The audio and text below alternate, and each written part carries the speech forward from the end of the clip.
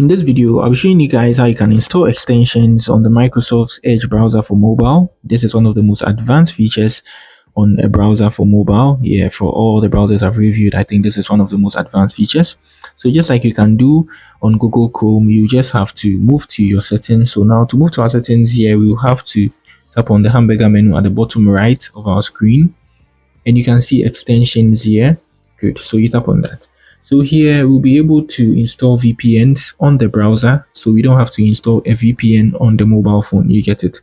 That's the notion, or that's the use of an extension. So if you use Google Chrome browser, you get to know about extensions. So good. So what we are going to do is,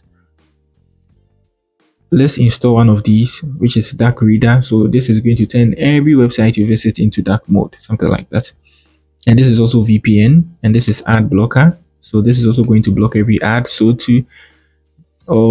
this is also immersive translate, a lot of apps. So these extensions contains app that you can just install it on your browser and it's going to work, something like that. So now let's install one, which is ad blocker. Good. So you just add,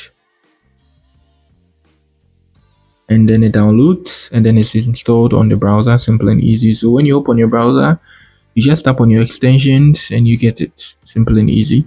And let's try to add another one, which is global speed. This is now let's add the Dark Reader. Good. So we tap on that here. Good.